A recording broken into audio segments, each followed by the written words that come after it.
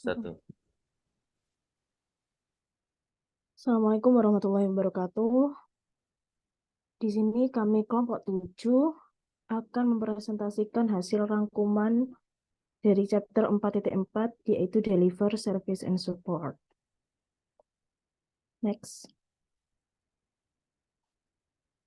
Di sini kami beranggotakan saya sendiri Nabila Alifia Rizky Arsyani, teman saya Nandira Luna Ramadhani, dan Naufal Ammar Badri. Next. Lalu, apa itu DSS? Dalam kerangka COVID, DSS merupakan singkatan dari Deliver Service and Support, yang merupakan salah satu dari 6 domain COVID yang fokus pada manajemen layanan IT. Domain ini mencakup proses-proses yang terkait dengan penyediaan, pengelolaan, dan dukungan operasional yang efektif dari layanan IT kepada pengguna bisnis. Next.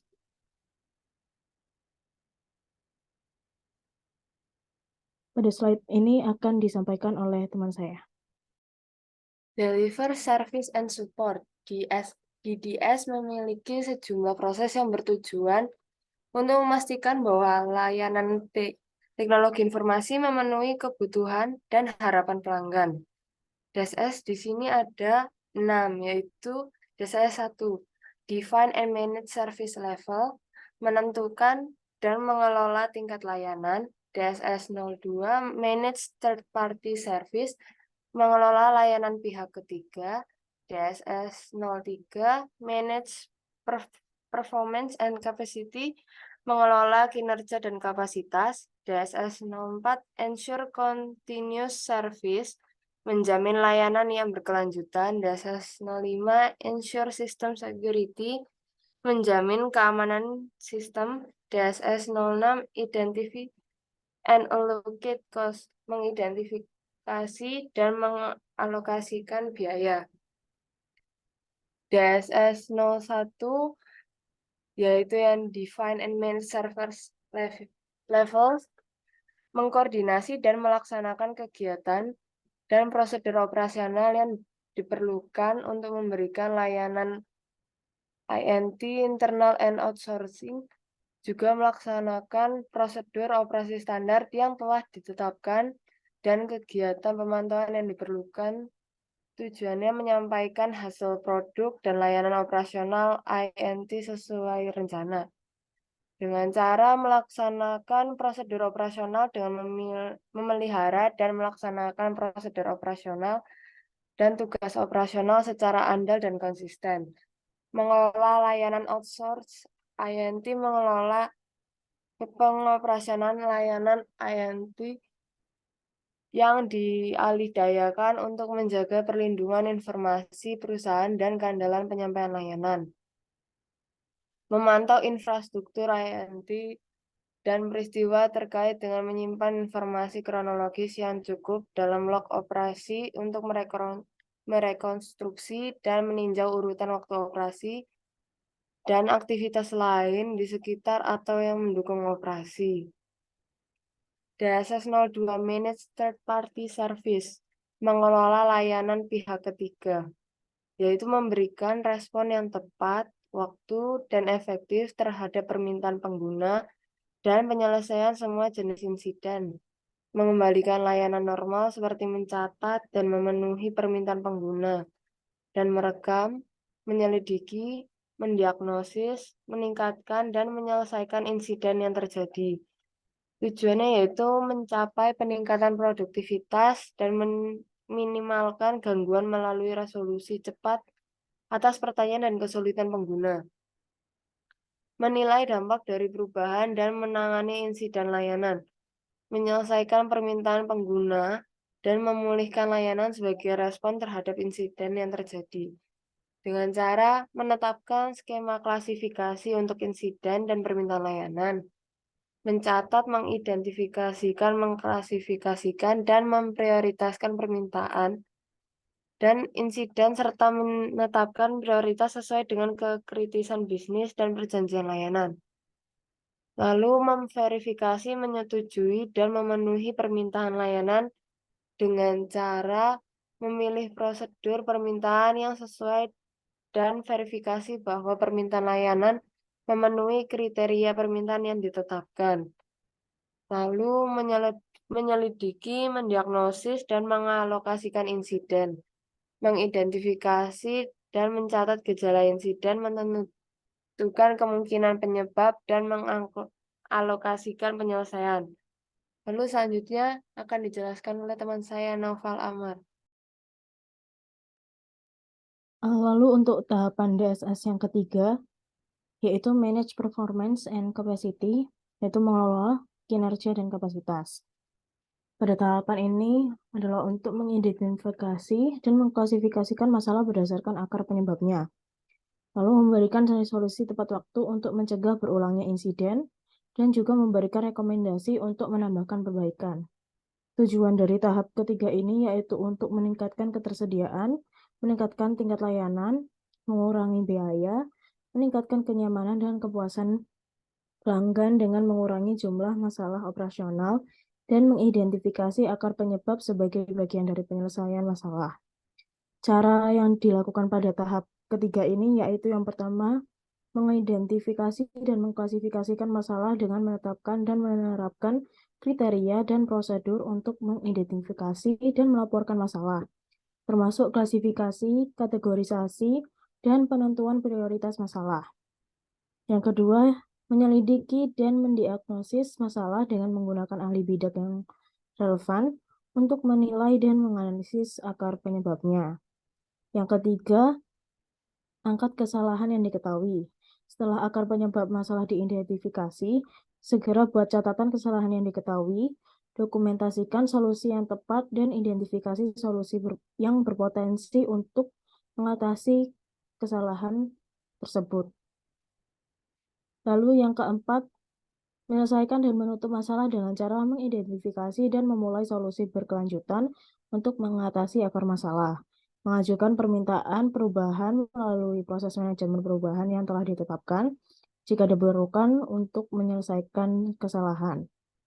Lalu memastikan bahwa personel yang terkena dampak mengetahui tindakan yang diambil dan rencana yang dikembangkan untuk mencegah terjadinya insiden di masa depan. Yang kelima, yang terakhir, melakukan manajemen masalah secara proaktif, yaitu dengan mengumpulkan dan menganalisis data operasional, terutama catatan insiden dan perubahan, untuk mengidentifikasi tren yang muncul yang mungkin dapat mengindikasikan masalah. Lalu ada tahapan DSS yang keempat, yaitu Ensure Continuous Service, atau menjamin layanan yang berkelanjutan, yaitu menetapkan dan memelihara rencana untuk memungkinkan organisasi bisnis dan teknologi informasi merespon insiden dan gangguan dengan cepat. Hal ini akan memungkinkan kelanjutan operasi proses bisnis penting dan layanan IT yang diperlukan serta menjaga ketersediaan sumber daya, aset, dan informasi pada tingkat yang dapat diterima oleh perusahaan. Tujuan dari tahapan 4 DSS ini yaitu untuk beradaptasi dengan cepat, melanjutkan operasi bisnis, dan menjaga ketersediaan sumber daya dan informasi pada tingkat yang dapat diterima oleh perusahaan jika terjadi gangguan yang signifikan, misalnya ancaman, peluang, atau tuntutan. Lalu cara yang dilakukan pada tahapan 4 ini yaitu yang pertama menetapkan kebijakan, tujuan, dan ruang lingkup keberlangsungan bisnis yang selaras dengan tujuan perusahaan dan stakeholder atau pemangku kepentingan. Yang kedua, menjaga ketahanan bisnis, yaitu dengan mengevaluasi opsi ketahanan bisnis dan memilih strategi yang hemat biaya dan layak yang akan memastikan kelangsungan perusahaan, pemulihan bencana, dan respon insiden dalam menghadapi bencana atau insiden atau gangguan besar lainnya. Yang ketiga, mengembangkan dan mengimplementasikan respons keberlangsungan bisnis dengan cara mengembangkan rencana keberlanjutan bisnis dan rencana pemulihan bencana berdasarkan strategi. Lalu mendokumentasikan semua prosedur yang diperlukan bagi perusahaan untuk melanjutkan kegiatan penting jika terjadi insiden. Yang keempat, melatih, menguji, dan meninjau rencana kesinambungan bisnis dan rencana tanggap bencana. Dengan menguji kesinambungan secara teratur untuk menjalankan rencana terhadap hasil yang telah ditentukan, menegakkan ketahanan bisnis, dan memungkinkan solusi inovatif untuk dikembangkan. Lalu yang kelima, meninjau, memelihara, dan meningkatkan rencana keberlanjutan, yaitu dengan melakukan tinjauan manajemen atas kemampuan kontinuitas secara berkala untuk memastikan kesesuaian, kecukupan, dan efektivitasnya yang berkelanjutan. Lalu mengelola perubahan pada rencana sesuai dengan proses pengendalian perubahan untuk memastikan bahwa rencana kontinuitas selalu diperbarui dan secara terus-menerus mencerminkan kebutuhan bisnis yang aktual. Lalu keenam, mengandalkan pelatihan untuk rencana keberlanjutan dengan cara memberikan pelatihan secara berkala kepada semua pihak internal dan eksternal terkait prosedur serta peran dan tanggung jawab mereka jika terjadi gangguan. Yang ketujuh, mengelola pengaturan cadangan atau backup dengan cara menjaga ketersediaan informasi bisnis yang penting. Yang kedelapan, dan yang terakhir, melakukan review post-resumption, yaitu menilai kecukupan rencana keberlanjutan bisnis dan rencana tanggap bencana setelah proses bisnis dan layanan berhasil, lalu dilanjutkan kembali setelah terjadi gangguan. Lalu untuk tahapan 5 dan 6 akan dilanjutkan oleh Nova Amri. Baiklah, untuk poin yang selanjutnya adalah DSS 05 tentang Ensure System Security atau menjamin keamanan sistem. Di mana pada poin ini, yaitu melindungi informasi perusahaan untuk menjaga tingkat risiko keamanan informasi yang dapat diterima oleh perusahaan sesuai dengan kebijakan keamanan menetapkan dan memelihara peran keamanan informasi dan juga hak akses serta melakukan pemantauan keamanan. Tujuannya adalah meminimalkan dampak bisnis dari kerentanan dan insiden keamanan informasi operasional. Untuk tata cara dalam DSS 05 ini, yang pertama adalah melindungi dari perangkat lunak berbahaya dengan menerapkan dan memelihara tindakan pencegahan, pendeteksian, serta perbaikan, terutama pada patch keamanan terbaru dan kontrol virus. Di seluruh perusahaan, untuk melindungi sistem informasi dan teknologi dari perangkat lunak berbahaya. Misalnya, ada ransomware, malware, virus, worm, spyware, spam, dan lain sebagainya. Lalu, yang selanjutnya yaitu mengelola keamanan jaringan dan konektivitas, yaitu dengan menggunakan langkah-langkah keamanan serta prosedur manajemen terkait untuk melindungi informasi pada semua metode konektivitas.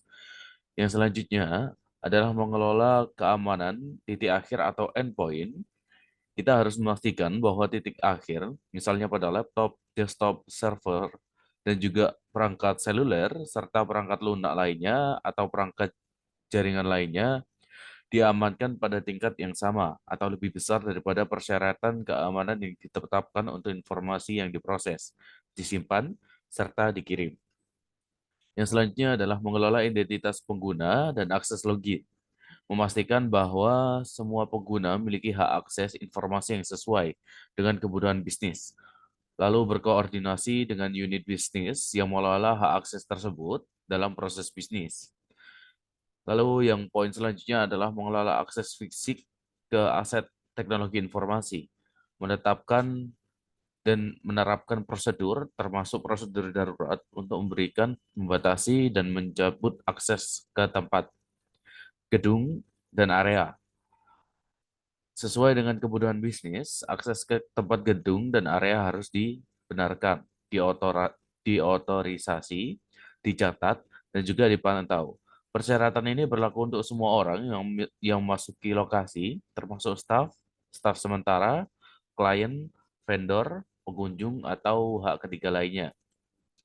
Lalu yang selanjutnya adalah mengelola dokumen dan perangkat keluaran yang sensitif, menetapkan pengamanan fisik, praktik akuntansi, dan manajemen inventaris yang tepat untuk terkait akses teknologi informasi yang sensitif, seperti formulir khusus, surat berharga, printer tujuan khusus, atau token keamanan. Dan untuk poin terakhir yaitu mengelola kerentanan atau memantau infrastruktur untuk kejadian yang terkait keamanan dengan menggunakan portofolio alat dan teknologi, misalnya alat pendeteksi penyusupan, kelola kerentanan, dan pantau infrastruktur untuk akses yang tidak sah, serta memastikan bahwa alat teknologi dan deteksi keamanan terintegrasi dengan pemantauan kejadian umum dan manajemen insiden. Selanjutnya ada DSS 06 yang terakhir, yaitu tentang Identify and Allocate Cost, ya, atau juga bisa dikenal dengan mengidentifikasi serta mengalokasikan biaya.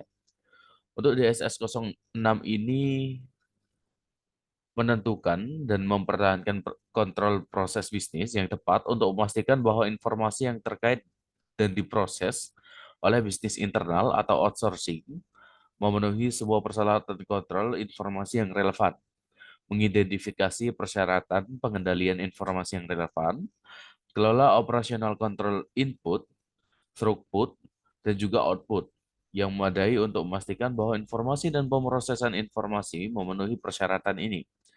Tujuan dari DSS 06 ini yaitu menjaga integritas informasi dan keamanan aset informasi yang ditangani dalam proses bisnis di suatu perusahaan atau operasi yang dialihdayakan.